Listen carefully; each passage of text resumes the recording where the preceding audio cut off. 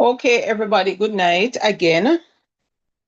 I am tasked to start my 2,300 days prophecy.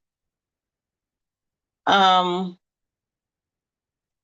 there are some things that I need to say before I start. I hope I'm not being recorded as yet. I'm not sure, but Yes, you are being recorded. And on YouTube as well. okay. All right. When I was told that I had this prophecy to do, I keep running. Yes, I keep running. Finally, I asked Sister Sashoy to send me a list. And honestly, she sent me a list, a long list. I honestly did not know where to start. And even though persons had gone before, you'll never get the full understanding of this prophecy until you actually start studying it. And do I have a testimony to that?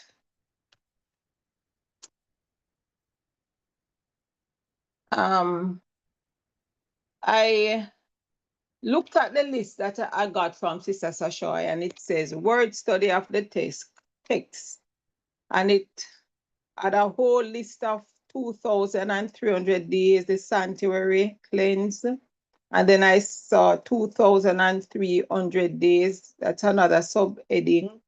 And it said it must be borne in mind that it is one long vision and extending to chapter 9 of Daniel.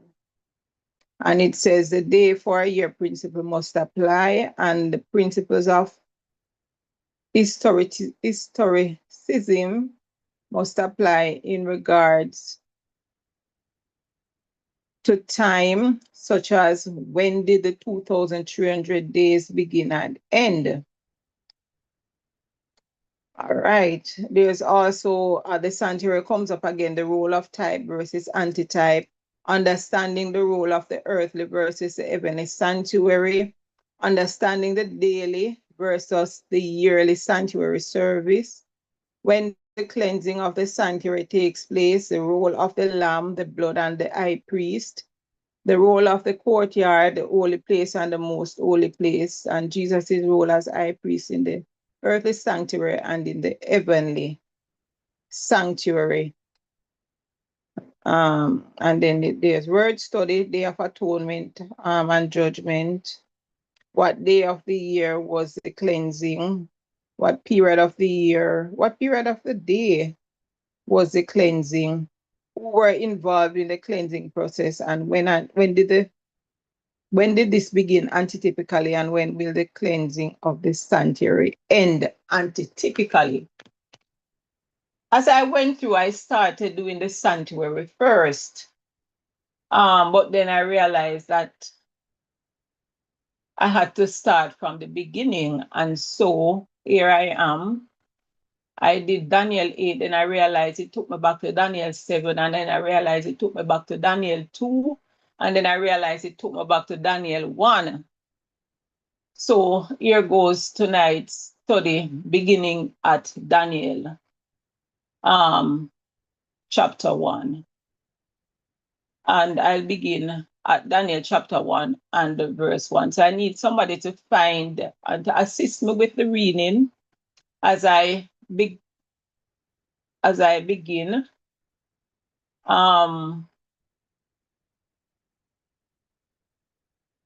But before I go any further, should I do a song? Would anybody like to do a song for me, please? A Sabbath song, Sister Sashoy?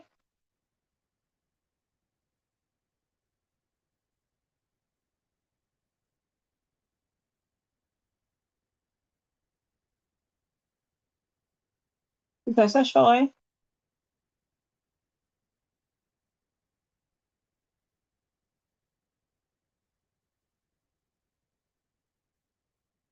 Sister Sashoy still on. Brother Bowles?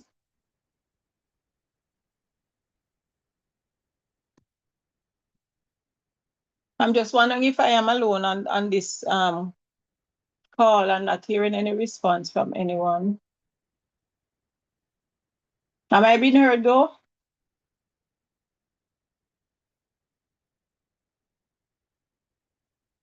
Hearing you.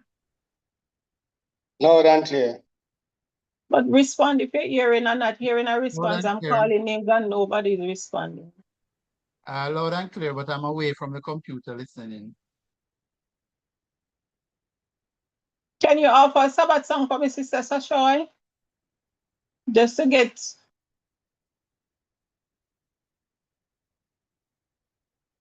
me in the flow, get in the flow of things. Probably 384, save it through another week. Can you assist me with that, please? I'm sorry. Pardon me?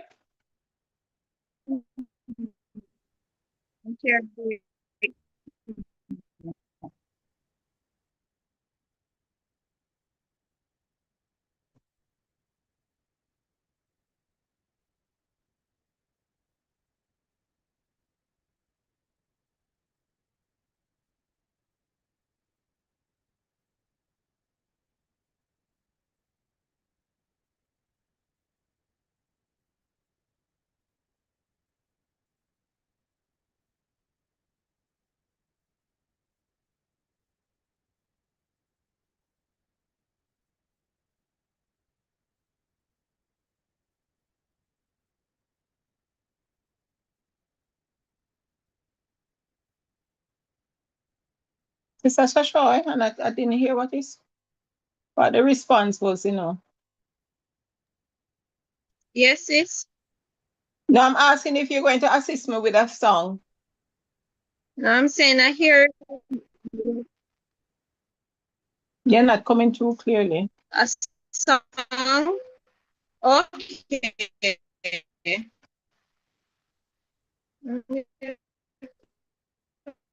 My internet right here.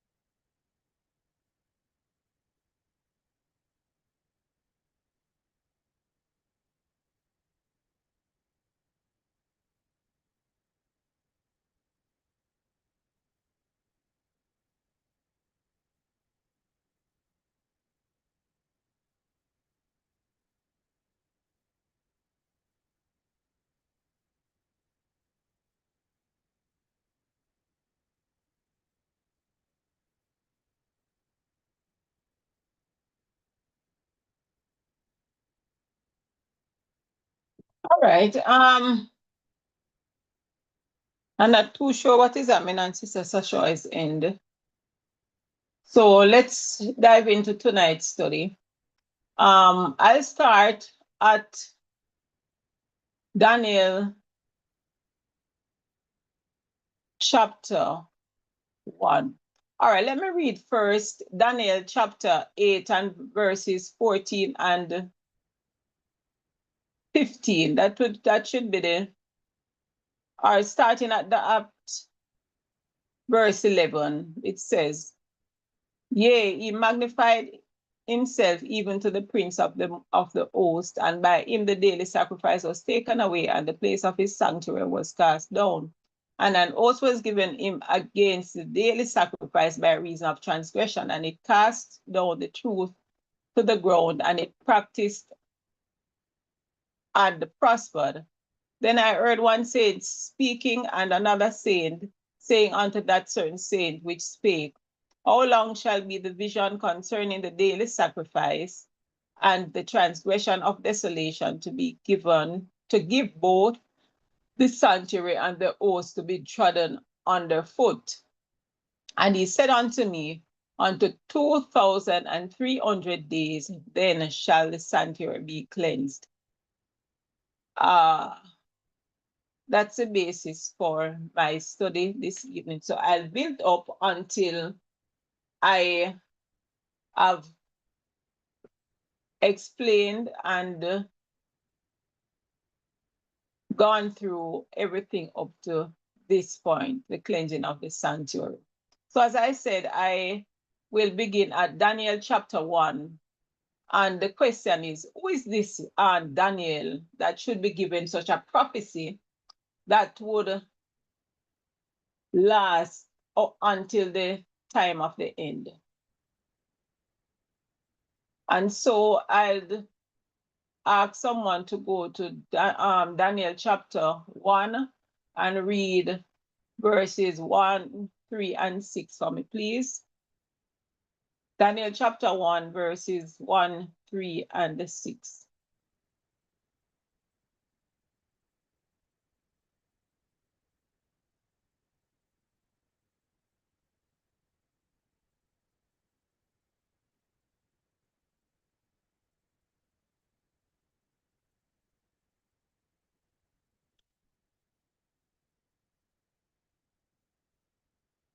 Daniel 1, 1, 3, and 6.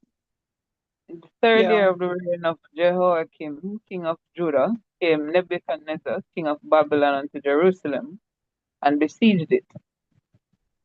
3. And the king spake unto Ashpenaz, the master of his eunuchs, that he should bring certain of the children of Israel, and of the king's seed, and of the princes.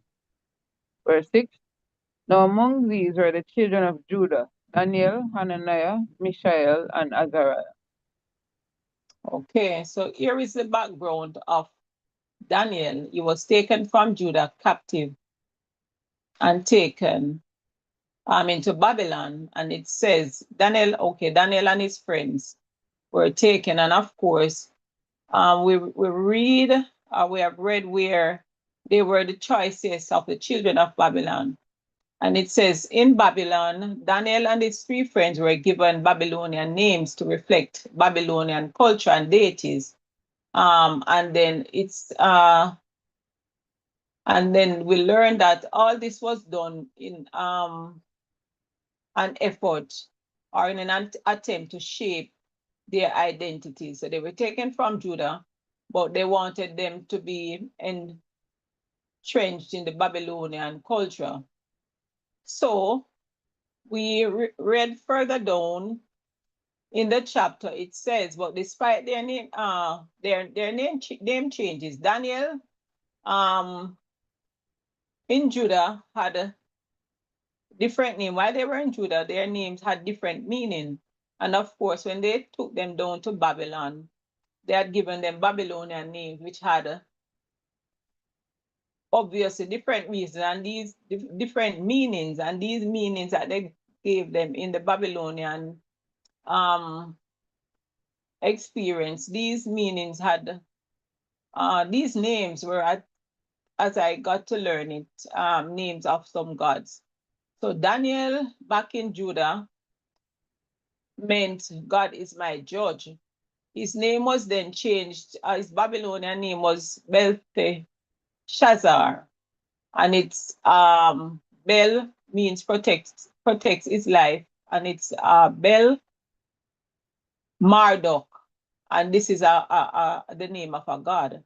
Ananiah, which in Judah meant Yahweh is gracious, was changed to Shadrach, possibly command of Aku, which was a moon god, and Mishkal, which is God, what God is, that is the meaning in Judah, was renamed Mishka, mean possibly who is what Abku is, and that is the name of another god. And Azariah, Yahweh has help, that is the name of the meaning in Judah, was renamed Abednego, servant of, which in Babylon is servant of Nebo, which Nebo is the god of wisdom. So it says, but despite their name changes, their faith and loyalty to the God of Israel remained unshaken, especially evident in the fact that they asked to be fed with pulse and water instead of food from the king's table. So as we read through Daniel 1, we learn that these 3 Hebrew boys, Ananiah, Mishael, Azariah, were taken in along with Daniel and others into Babylon. As I again looked at Daniel, because Daniel is the main person of study, there were certain things that were brought out about Daniel. He was advisor to the king, and he served under different rulers. We know he served under Nebuchadnezzar, because as I move down in chapter 2, we'll go through Daniel's dream in chapter 2. Not Daniel's dream, sorry, Nebuchadnezzar's dream in chapter 2. He served under Belshazzar, and we will learn who Belshazzar is further down. We also learn who was Darius and Cyrus. So Daniel served under all these kings, gaining prominence due to his wisdom and divine insights. This Daniel was also an interpreter of dreams. He interpreted Nebuchadnezzar's dream firstly. That was in Daniel 2, which I'll be studying shortly. I'll be delving into. And he also explained the mysterious writing on the wall of for Belshazzar, and that was in Daniel 5. And if I get the time, I'll read through Daniel 5 and what happened to Belshazzar in that dream, where Daniel interpreted for him, and what happened to Belshazzar subsequent to that. And another pointer for Daniel was that he was faithful under pressure. It says, despite his high status, Daniel remained loyal to the God of Israel, refusing to defile himself with royal food. That's in Daniel 8, verse 1. As I said, he was offered food from the king's table and he refused to eat. He requested pulse and water, and continuing to pray openly even when it was outlawed. And Daniel 6, I won't get into that, but we know the story well of how Daniel went in, even though it was against the king's ruling. He went in and opened his window and doors, and he prayed openly to the God of heaven, despite he did so against the ruling of the king at that time. So we'll now move on to Daniel chapter 2. We have established who this Daniel is, whom the God of heaven has given such a responsibility as to give him visions concerning the times of the end. So in Daniel chapter 2, King Nebuchadnezzar had a disturbing dream that he could not remember, much more understand. He demands his wise men not only to interpret the dream, but also tell him what the dream was or what he dreamt. And as I said again, I did Daniel chapter 2 because I realized there were parallels with Daniel chapter 2, Daniel chapter 7, and Daniel chapter 8. So King Nebuchadnezzar had a disturbing dream, and he wanted his wise men to tell him what he had dreamed and also in the interpretation. And so I'll ask somebody to turn to Daniel chapter 2 and read verses 7 through 11 for me. Daniel chapter 2, verses 7 to 11.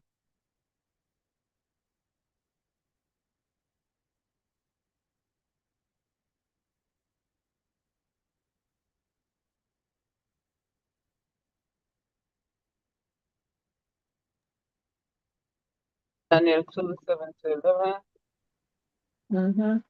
They answered again and said, let the king tell his servants the dream, and we will shew the interpretation of it. The king answered and said, I know of certain that he would gain the time, because he see the thing is gone from me. But if he will not make known unto me the dream, there is but one decree for you, for ye have prepared lying and corrupt words to speak before me, till the time be changed. Therefore tell me the dream, and I shall know that he can show me the interpretation thereof. The Chaldeans answered before the king and said, There is not a man upon the earth that can show the king's matter. Therefore, there is no king, lord nor ruler that asks such things of any magician or astrologer or Chaldean. And it is a rare thing that the king requires, and there is none other that can show it before the king, except the gods, whose dwelling is not with flesh. Okay, so here we have the thanks, Tanisha Satan. Here we have the king having a dream he did not remember. And obviously,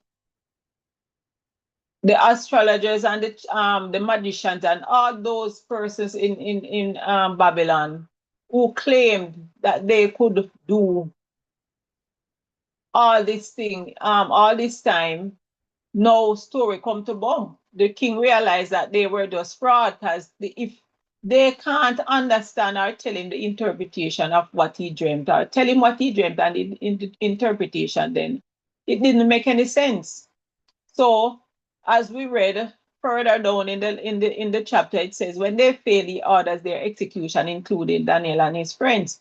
But we know that this was totally unfair to Daniel because initially he did not ask Daniel. Daniel just heard by way of the command that all the wise men and magicians in Babylon should be executed. And so we turn now to Daniel 2, verses 7 to 19, where Daniel, after learning of the king's command, the command, went and asked for some extension. So Daniel 2 and verses 17 to 19. Can somebody else read that for me, please? Daniel 2, verses 17 to 19.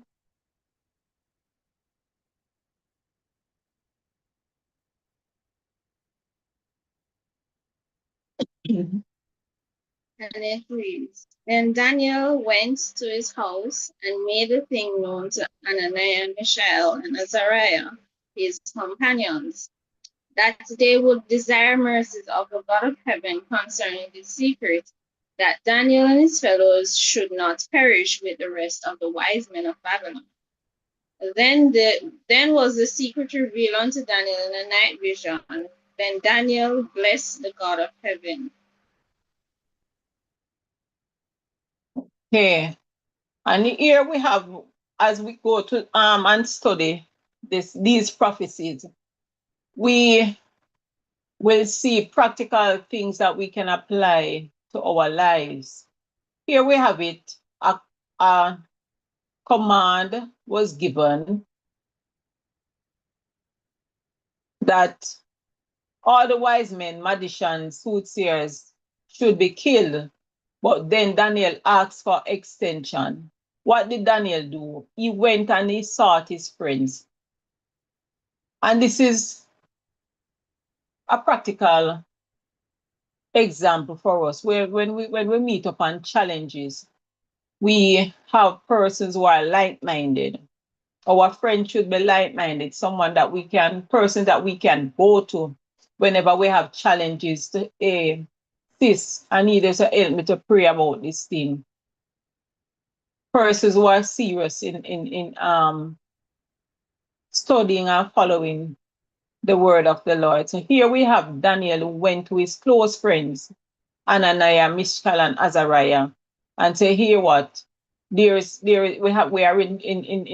having some issues. The king of Babylon has asked that we should be executed because he had a dream and nobody can tell him the dream plus give him the interpretation. And so it said Daniel went and they prayed, and in a night vision, it was revealed unto Daniel, and it says, Daniel blessed the God of heaven. So we'll now look at the dream and the interpretation and see how later this ties in with our study in Daniel 8. So it says, we now read Daniel 2 and verse 31.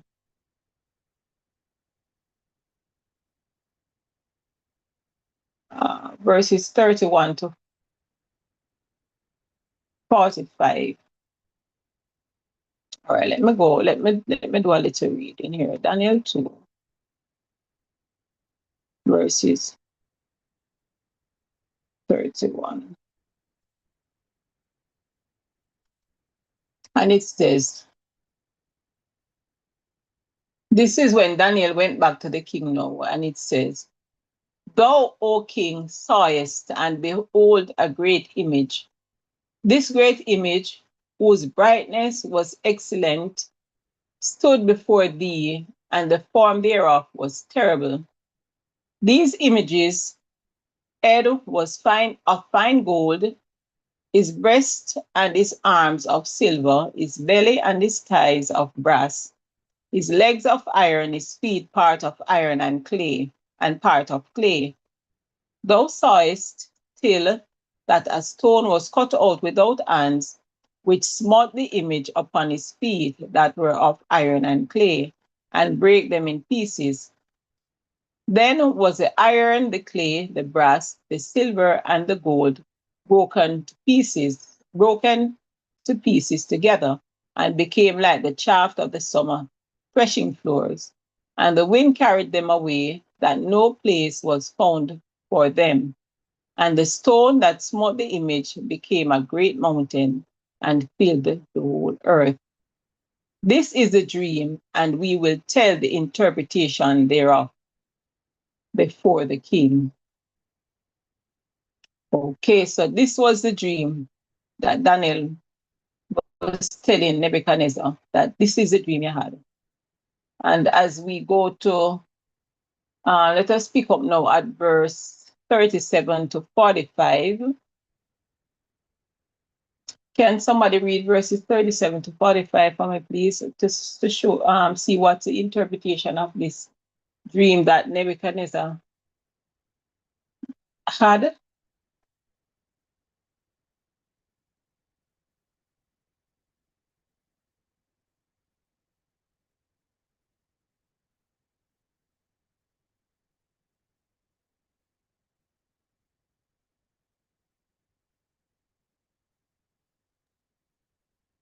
All right.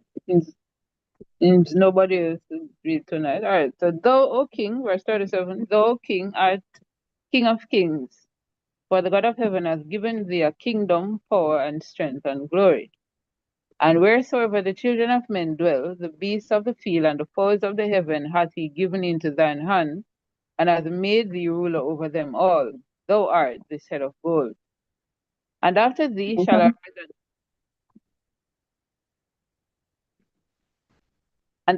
shall arise another kingdom inferior to thee, and another third kingdom of brass, which shall bear rule over all the earth. And the fourth kingdom shall be strong as iron, for as much as iron breaketh in pieces and subdueth all things, and as iron that breaketh all things shall it break in pieces and bruise. And whereas thou sawest the feet of toes, part of potter's clay and part of iron, the kingdom shall be divided, but there shall be in it of the strength of the iron, for as much as thou sawest the iron mixed with miry clay. So 45 is there or 41? 45. All right, verse 42. And as the toes of the feet were part of iron and part of clay, so the kingdom shall be partly strong and partly broken. And whereas thou sawest iron mixed with miry clay, they shall mingle themselves with the seed of men, but they shall not cleave one to another, even as iron is not mixed with clay. And in the days of these kings shall the God of heaven set up a kingdom, which shall never be destroyed. And the kingdom shall not be left to other people, but it shall break in pieces and consume all these kingdoms, and it shall stand forever. 45. For as much as thou sawest that the stone was cut out of the mountain without hands, and that it brake in pieces the iron, the brass, the clay, the silver, and the gold, the great God hath made known to the king what shall come to pass hereafter. And the dream is certain, and the interpretation thereof sure. All right, so here we have the Daniel 2, Nebuchadnezzar having a dream, and Daniel was the one that was able to, that God gave the dream. He showed him what Nebuchadnezzar dreamt. Also, he gave the interpretation. Can someone allow for sharing, please?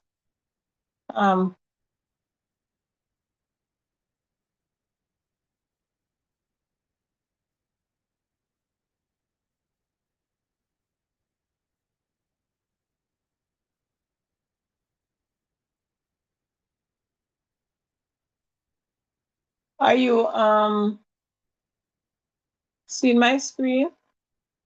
No? Sure.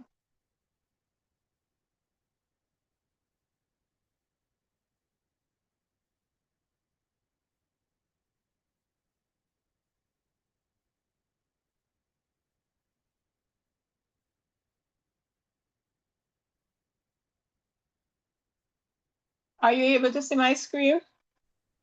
No assistance coming.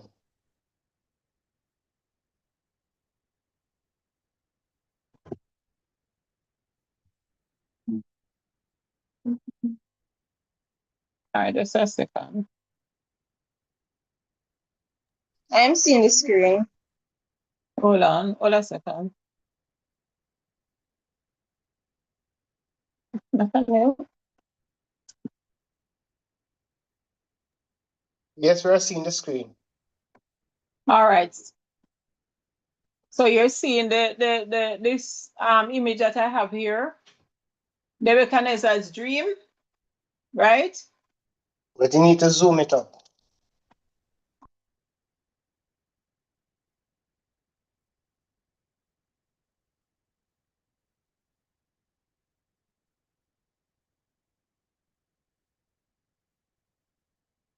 Right? Are you seeing it clearly now?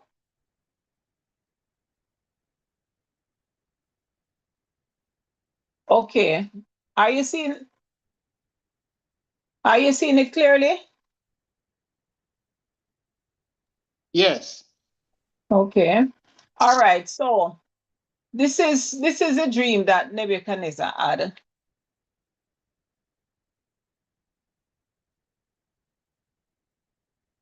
Head of gold here. This is the chest and arm. That's Daniel 2, verse 38. That was just read. Chest and arm of silver. Belly and thighs here, bronze or brass. Leg of iron. And then we have the partial feet partial of iron and partly of clay. And then we have the mountain and the stone. Stone that smote the mountain. So I just like to show a pictorial of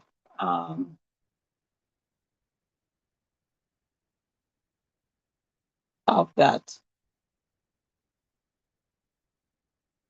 All right, let me stop sharing.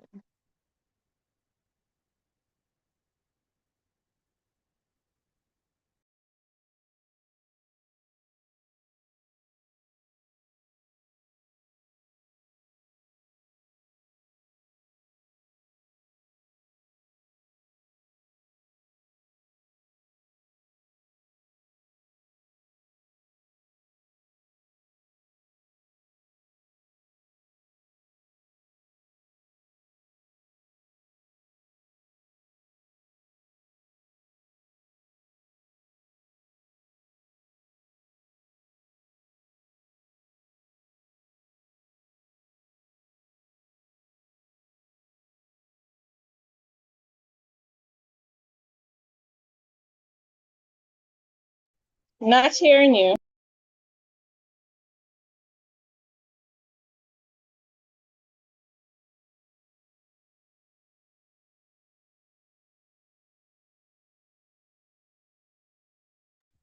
Oh, sorry about that.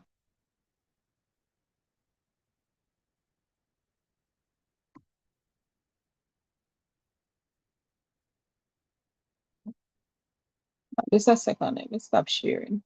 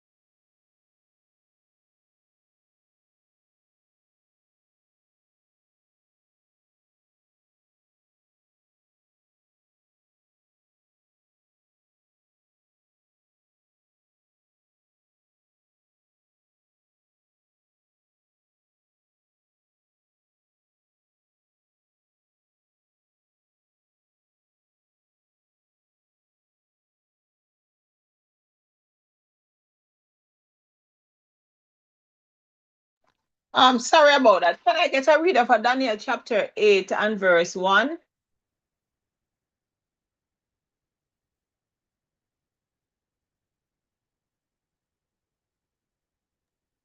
So in the 3rd year of the reign of King Belshazzar, a vision appeared unto me, even unto me, Daniel, after that which appeared unto me at the first. All right. So here we have it in Daniel chapter 8. It says, what is this dream? It says, after that which appeared unto me in the first. So here we have Daniel having a dream, and it is saying that he had another dream in the first, another dream before this one. So let us look at the context. It says,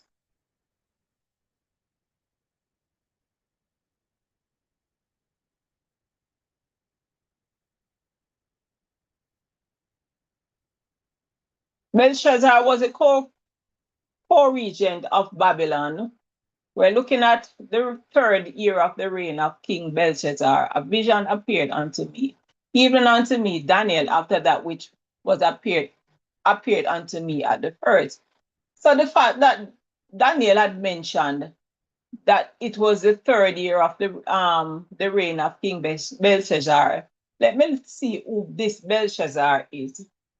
And some historical context says that Belshazzar was the co-regent of Babylon, ruling alongside his father Nabonidus.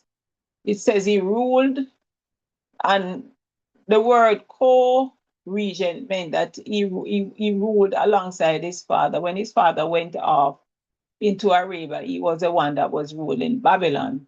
And it says its first year is generally dated to around 553 BC, during the warring days of the Babylonian Empire. His mother may have been Nitorchris, possibly a daughter of Nebuchadnezzar. So the second, which meant that Belshazzar would have been the grandson then of Nebuchadnezzar. So we remember that Daniel in chapter 2, when he was in chapter 2, he was under the ruling of Nebuchadnezzar. So, and it says, which would explain the biblical reference of Nebuchadnezzar as his father, likely meaning ancestor or predecessor. Belshazzar was killed in 539 BC when Babylon fell to the Persian under Cyrus the Great. So, and we'll learn more about that a little further in the study. It says, where do we find this first dream that Daniel is referring to?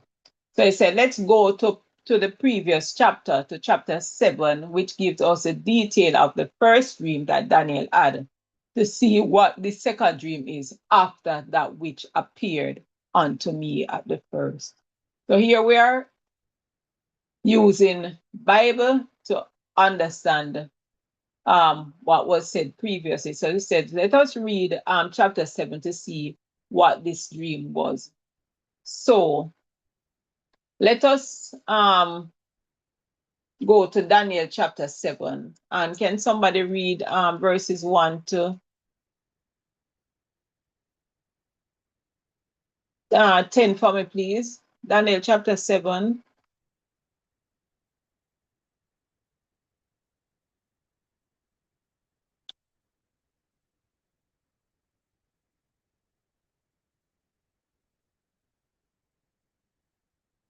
Daniel chapter 7.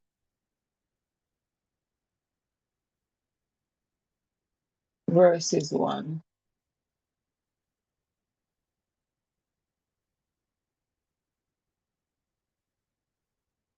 All right, let me read. In the first year of Belshazzar, king of Babylon, Daniel had a dream and vision of his head upon his bed. Then he wrote down the dream and told us some of the matters. Just a second.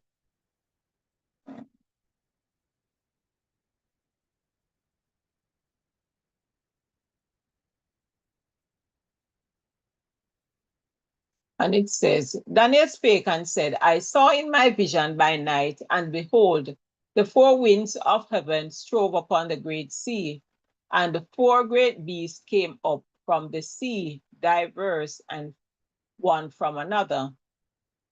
The first was like a lion, and had eagle's wings. I beheld till the wings thereof were plucked, and it was lifted up from the earth, and made stand upon the feet as a man, and a man's heart was given to it. And behold, another beast, a second, like to a bear, and it raised up itself one on one side, and it had three ribs in the mouth of it between the teeth of it. And they said thus unto it, Arise, devour much flesh. So we're reading, as I reiterate, Daniel chapter 7, and this was, it says, the dream that Daniel had in chapter 8 and verse 1. It says Daniel had a dream again in chapter 8, like unto the first. So we're looking at the first dream. And then it says, and behold, another beast, a second like to a bear, and it raised up itself on one side, and had three ribs in the mouth of it, and the teeth of it. And they said thus unto it, Arise, devour much flesh. After this I beheld, and lo, another like a leopard, which had upon the back of it 4 wings of a fowl. The beast had also 4 heads, and dominion was given to it. After this I saw in the night visions, and behold, a 4th beast, a dreadful and terrible and strong exceedingly, and it had great iron teeth. It devoured and brake in pieces and stamped the residue with the feet of it. And it was diverse from all the beasts that were before it, and it had 10 horns. Just a second here.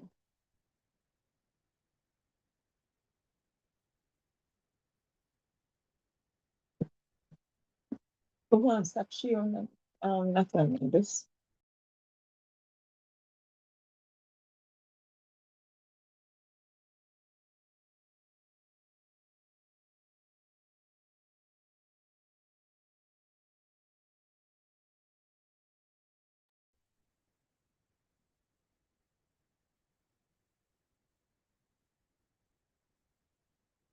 Sorry about that. And then it says,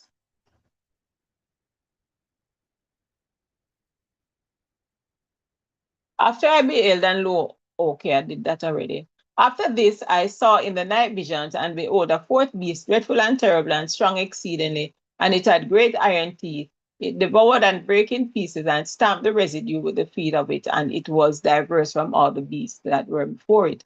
And it had 10 horns. So we learn about these 10 horns and how it relates to the vision that Daniel had in chapter 8. I considered the horns, and behold, there came up among them another little horn, before which there were 3 of the first horns plucked up by the roots. And behold, in this horn were eyes like the eyes of man, and a mouth speaking great things. I beheld till the thrones were cast down, and the Ancient of Days did sit, whose garment was white as snow, and the hair of his head like the pure wool. His throne was like the fiery flame, and his wheels as burning fire. A fiery stream issued and came forth from before him. Thousands ministered unto him, and 10,000 times 10,000 stood before him.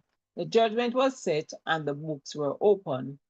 I beheld then, because of the voice of the great words which the horn spake, I beheld even till the beast was slain, and his body destroyed and given to the burning flame.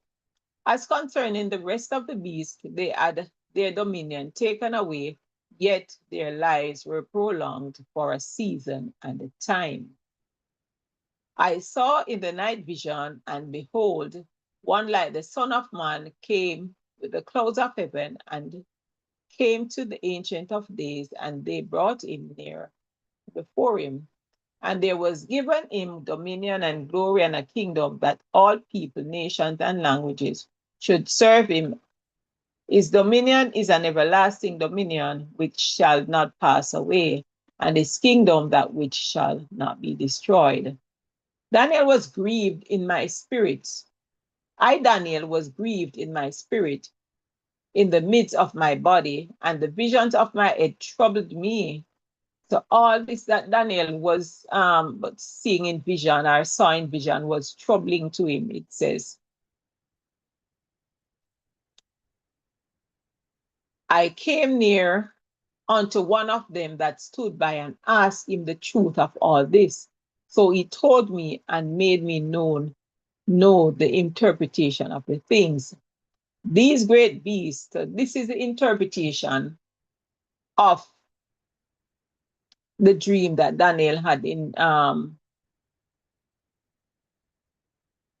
chapter 2. In chapter 7, it says, I came near unto one of the and stood and asked, what does this mean? And he stood and told me the interpretation. It says, these great beasts, which are four kings. So here we have beasts representing kings, which shall rise out of the earth.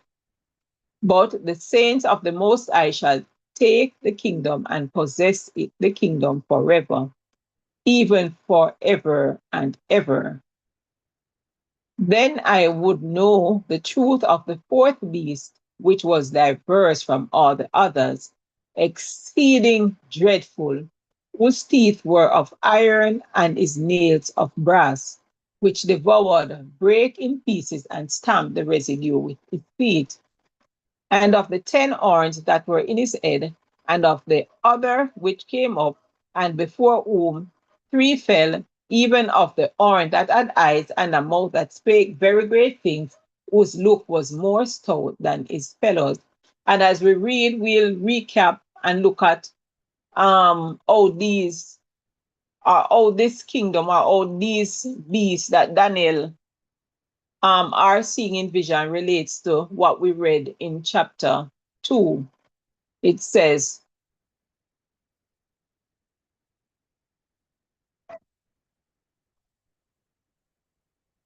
I beheld, and the same horn made war with the saints and prevailed against them, until the Ancient of Days came, and judgment was given to the saints of the Most High.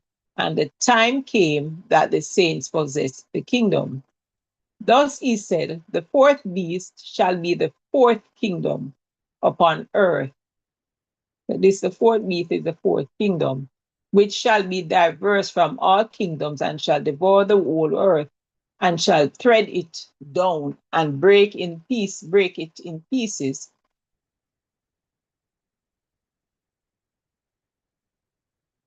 And the 10 horns, where did I stop? Yes. And the 10 horns out of this kingdom are 10 kings that shall arise, and another shall rise after them, and he shall be diverse from the first, and he shall subdue 3 kings. And he shall speak great words against the Most High, and shall wear out the saints of the Most High, and think to change times and laws, and they shall be given into his hand until a time and times and the dividing of times. And we'll, as I go further down, I'll explain all these, but I'm just reading them through for you now first. And it says, and the judgment shall sit, and they shall take away his dominion, to consume and to destroy it into his hand. And the kingdom and dominion and the greatness of the kingdom under the whole heaven shall be given to the people of the saints of the Most High, whose kingdom is an everlasting kingdom, and all dominion shall serve and obey him. Hitherto is the end of the matter. As for me, Daniel, my cogitations much troubled me, and my countenance changed in me, but I kept the matter in my heart. So you see Daniel having this dream, and he was, even though he got the dream and the interpretation, he was still troubled. So as we read, we look at the recap, it says, Daniel sees 4 beasts rising from the sea, each representing a kingdom. It says a lion with eagle's wings. That's Daniel 7 verse 4. It says he saw a bear raised up on one side, with 3 ribs in his mouth. That's Daniel 7 verse 5. He saw a leopard with 4 wings and 4 heads. Daniel 7 6. Terrifying beast with iron teeth and 10 horns. Daniel 7 and 8. And the heavenly court. That's Daniel 7 9 to 14. And we read all about that, the Ancient of Days, and the Son of Man. In Daniel 7 and verse 15, it says, Daniel was deeply troubled and he sought understanding. And as we again go through, it says the 4 beasts were 4 kingdoms, or kings.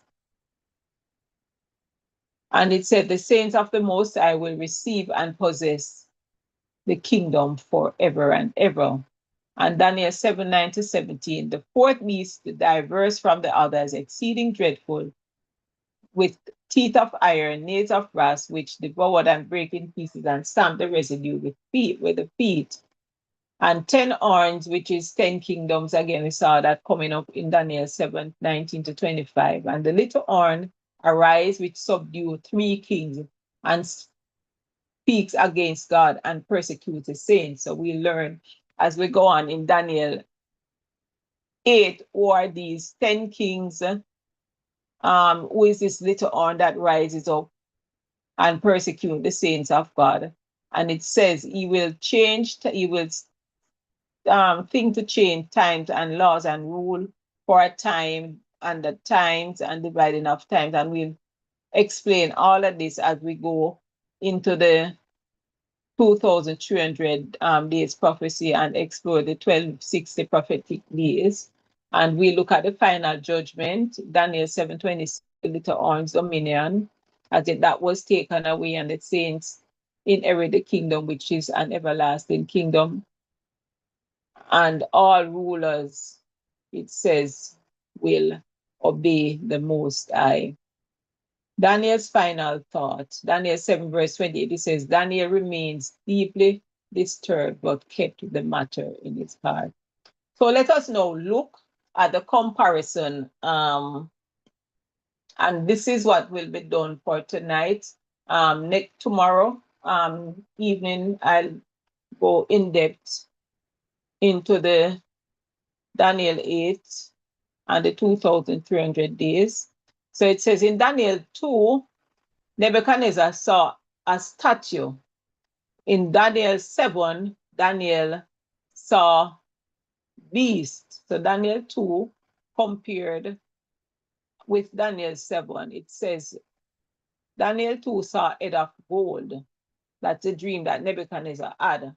However, in Daniel's dream saw lion with eagle's wings. In Daniel 2, Nebuchadnezzar saw chest and arms of silver. In Daniel 7, Daniel saw a bear raised up on one side with 3 ribs in the mouth. Nebuchadnezzar saw belly and thighs of bronze. And in Daniel 7, a leopard was mentioned with 4 wings and 4 heads. Then in Daniel 2, in Nebuchadnezzar's dream, we saw the legs of iron, feet of iron and clay. And in Daniel 7, we have a terrifying beast with iron teeth and 10 horns. And then in Daniel 2, we read where the stone was cut out without hands and it became a great mountain. And in Daniel 7, what is parallel with this is the Son of Man receiving everlasting dominion. So it says, now that we have established Daniel's dream in the first year of Belshazzar's reign, let's now go back to finish reading Daniel 8 to see the parallels of these 2 dreams. So this is where I'll end for tonight. I've just finished looking at Daniel 2 and Daniel 7. So we'll see how these two dreams correlates with Daniel 8, the dream, and the 2,300 days prophecy. Is there any comment? Do I have any questions?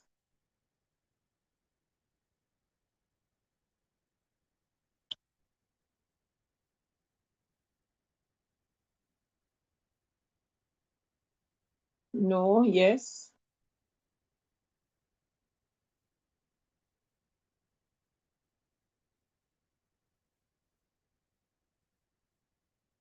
Repeat, please. No, I was saying, how is it so far? Are there any concerns, any questions? I just read through Daniel's Nebuchadnezzar's dream that was interpreted by Daniel, and Daniel's dream in chapter 7, because when we begin reading chapter 8, it says Daniel had a dream in chapter 8, which was like unto the first dream. So I wanted to find out what the first dream was that Daniel had. And this took me to Daniel chapter 7. So I've just established the dream, two dreams, one in Daniel chapter 2 and Daniel chapter 7. So the question was, are there any pointers that I have left off, anything that should have been mentioned that I didn't mention before I move on to Daniel, full speed into Daniel chapter 8?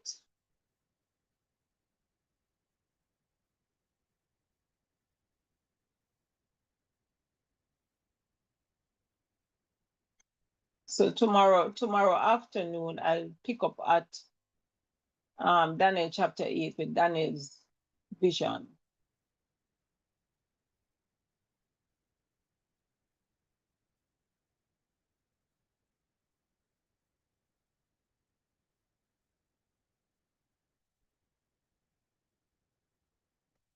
All right, since I have no comment, let us pray to close off for tonight. Father in heaven, we thank you for your words. You are such an awesome God. You have laid out everything in prophecy for us to understand the end from the beginning. And as we study these prophecies, we pray, Lord, that you give us greater insight so we may be able to impart it to others. And now, Lord, as we learn, may we see the signs of the time, Lord, that you're where we are in this time prophecy, and realize, Lord, that we do not have much time, that your coming is even closer than we think. So help us, Lord, to get ready and to stay ready, and Lord, to inform others, to tell others of your work that you have been doing for us and that you have done for us. So we ask that you continue to be with us, give us a good night's rest, and may we wake up re-energized, ready, Lord, to enter into your courts, to worship and to magnify your high and holy name. So, Lord, we just ask that you continue to be with us, be with the members of CFMI, be with our families, be with your church at large.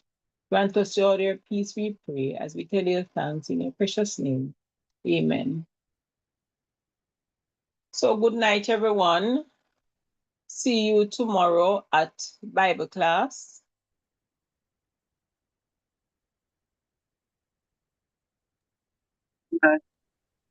Good night, Sister Nelson. Thank you. Good study. Good Yep. night. Good night. Good night, Brother Bose. Good night.